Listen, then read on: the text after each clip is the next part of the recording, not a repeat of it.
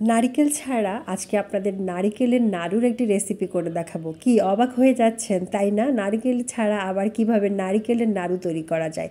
তো রেসিপিটি দেখতে হলে পুরো ভিডিওটির সাথেই থাকতে হবে। নারিকেল ছাড়া নারিকেলের নাড়ু। আজকে আমি আপনাদেরকে চাল কুমড়া দিয়ে নাড়ু তৈরি করে দেখাবো। তো চাল কুমড়া দিয়ে নাড়ু তৈরি করে নেওয়ার জন্য ঠিক এমনই একটা পক্ত চাল কুমড়া লাগবে, যেটার উপরটা একেবারে এরকম সাদা হয়ে যাবে। আর এটা কিন্তু একেবারে পুরাট। যদি পুরাট না হয় তাহলে কিন্তু হবে না।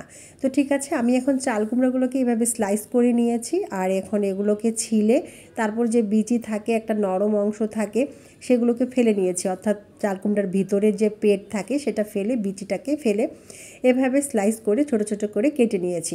এখন আমি এটাকে একটা গ্রেডার মেশিন দিয়ে গ্রেড করে নেব। তবে একটা কথা মনে রাখবেন, গ্রেডার মেশিনে যে সর্বশেষ ছোট ছোট ছিদ্রগুলো আছে সেটা দিয়ে কিন্তু এটা করবেন, তাহলে খুব সুন্দর গ্রেড হবে এবং মানে দেখতে যেমন সুন্দর লাগবে, খেতেও ঠিক ভালো লাগবে। তো ঠিক আছে, দেখুন এই যে আমি দেখিয়ে দিচ্ছি কি সুন্দর হয়েছে গ্রেডার মেশিন দিয়ে। অনেকে আবার আমি জানি গ্রামে যারা থাকে, এটা কিন্তু একটা গ্রাম্য রেসিপি, ওরা নাকি অনেকে বটি দিয়ে করে, বাট আমরা এখনও অত দক্ষ নেই। তো আমি এখন ওই চাল কুমড়া যে গ্রেড করে নিয়েছি সেগুলোকে এখন আমি ভাপ দেব। তো সেই জন্য আমি চুলায় প্যান বসিয়ে দিয়েছি, আর প্যানে আমার যে গ্রেড করা চাল কুমড়াগুলো রেখেছিলাম সেগুলো এড করে দিচ্ছি। এখানে আমি এক্সট্রা কোনো পানি দিব না, যেহেতু এটাকে আমি গ্রেড করার সময় প্রচুর পানি বের হয়েছে। সেই পানিগুলো দিয়ে দিলে এখানে আর নর্মাল পানি লাগে না। তো আপনাদের যদি মনে হয় পরে যে লেগে লেগে যাচ্ছে, তাহলে সামান্য পানি দিবেন, দিয়ে এটাকে 10 থেকে 12 মিনিটের মতো জাল করে নেবেন। এর বেশি দরকার নাই। এই 10 থেকে 12 মিনিটের মধ্যে আমি ফিরে এসেছি। এই দেখুন আমার চাল কুমড়োগুলো প্রায় সিদ্ধই হয়ে গিয়েছে, 90% সিদ্ধ হয়ে গিয়েছে। এখন আমি এগুলাকে একটা ঠিক এরকম স্ট্রেনারের মধ্যে রেখে দিব ঠান্ডা করার জন্য। ঠান্ডা হয়ে গেলে আমি এই হাত দিয়ে এটাকে চিপে চিপে এর পানিগুলোকে ঝরিয়ে নেব।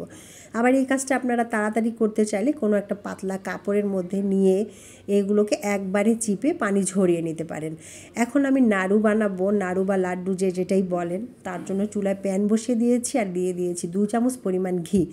অবশ্যই এই কাজটা আপনারা ঘি দিয়েই করবেন, তাহলে কিন্তু নাড়ুটা খেতে ভালো লাগবে। দিয়ে দিলাম 4টা এলাচ, মুখটাকে চিড়ে হালকাভাবে এগুলোকে ভেজে নেব। তারপর দিয়ে দেবো সেদ্ধ করা চাল কুমড়োগুলো। এগুলোকে প্রথমে এমনি ভেজে নেব, তারপর আমি এখানে 1 কাপ পরিমাণ চিনি অ্যাড করে দেব। চিনি প্রথমে কিন্তু বেশি দিতে যাবেন না, পরে শুকিয়ে গেলে অনেক মিষ্টি হয়ে যায়। ঠিক নেড়ে চেড়ে যখন কালারটা এমন হয়ে আসবে, তখন এটাকে আমি চুলা থেকে নামাবো। তো ঠিক আছে, হালুয়াটা নামানোর আগে এখানে আমি আধা কাপের মতো গুঁড়ো দুধ দিয়ে দেব, আর দিয়ে দিব সামান্য কিছু কিশমিশ। গুঁড়ো দুধটা দেওয়ার একটাই কারণ, চাল কুমড়াটা কিন্তু একটু পানি পানি আর সফট থাকে। তো গুঁড়ো দুধটা এখানে অ্যাড করে দিলাম এই কারণেই যে হলো লাড্ডুটা শক্ত হবে, আর গুঁড়ো দুধটা এটাকে শক্ত করে দেয়। তো ঠিক আছে, আমি এখন চুলা থেকে এটাকে নামিয়ে নিয়েছি। নামিয়ে নিয়ে যেই প্যানে আমি এটাকে সার্ভ করব, সেখানে আমি 2-3 ফোঁটা ঘি দিয়ে সুন্দরভাবে চারপাশটাকে ম্যাসেজ করে নেব, যেন চারপাশে ঘিটা লেগে যায়। তারপর গরম অবস্থায় এটাকে ট্রেটাতে রেখে দেব। দিয়ে গরম গরমই আমি এই লাড্ডুটা হাত দিয়ে এভাবে গোল করে নেব।